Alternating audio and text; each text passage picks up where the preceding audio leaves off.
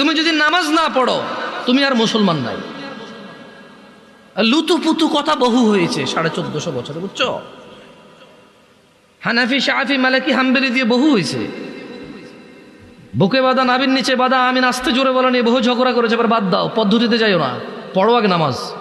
তোমার পদ্ধতিতে প্রবলেম, তাই না?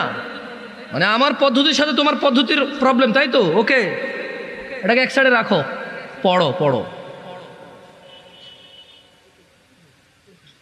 পড়ো।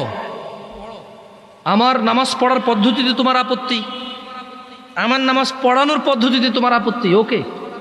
তর্কের খাতিরে তোমার সাথে তর্ক করলাম না, তুমিও করিও না, তর্ক পরিহার করো, এতে রহমত। বেহুদা তর্ক করিও না, সালাত শুরু করো। 1000 অপরাধের মধ্যে একটা অপরাধ তুমি পাবা না এরকম নামাজ ত্যাগ করা মতো অপরাধ। তোমার এই পৃথিবীর কোন নেক আমল হিসেব হবে না নামাজের আগে। ফাইন সলুহাত, যার নামাজ ঠিক থাকবে তার সব ঠিক থাকবে। তো তোমাদের তোকে আগেই বললাম যে একটু একটা মাহফিল আসো, তোমাদের সাথে মাইক ছাড়াও কথা বলা যায়, জানো? সৌদি আরবে এর চেয়ে বড় মজলিসে আমি মাইক ছাড়া কথা বলেছি 6 মাস, প্রতিদিন একবার অথবা সপ্তাহে 3-4 বার করে। এর থেকে বড় মজমা আমি কথা বলতাম মাইক ছাড়া। আমার অভ্যাস আছে। এর চেয়ে বড় একটা উপস্থিতিতে মাইক ছাড়া 40 মিনিট জোরে জোরে চিল্লায় কথা বলা যায়। তুমি পরীক্ষা করতে চাইলে মাইক বন্ধ করে দাও, দেখো আমি তোমার সাথে কথা বলে তুমি শুনবা ইনশাআল্লাহ। স্বভাবগত জাত, আমি একটু চঞ্চল আর উঁচু আওয়াজে কথা বলি। অনেকের এটা অপছন্দ হয়, এটা আমি ইচ্ছা করে করি না, আমার স্বভাবগত জাত। আমি বহু চেষ্টা করি একটু আস্তে বলবো, তোমাদেরকে ধমকাবো না। একটু আস্তে বলবো, হাত পা নড়াচড়া কম করবো, হয় না, ভুলে যাই। আবার ওই হাত পা নড়াচড়া শুরু হয়, আবার জোরে কথা বলা। তোমাকে ঘৃণা করতে এখানে আসিনি। তোমাকে ঘৃণা করবো কেন বলো?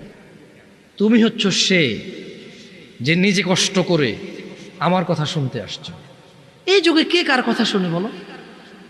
তোমাকে আমি কেন ঘৃণা করব? আমি যদি তোমাকে ভালোবাসতে না পারি, তোমার উপকার করতে না পারি, কার উপকার করব আমি? এর চেয়ে ভালো আমাকে বাসে কে বেশি? আমাকে দেখলে দৌড়ায় আসো, জড়ায় ধরতে চাও, হ্যান্ডশেক করতে চাও, সালাম দাও, দোয়া করো, দোয়া চাও।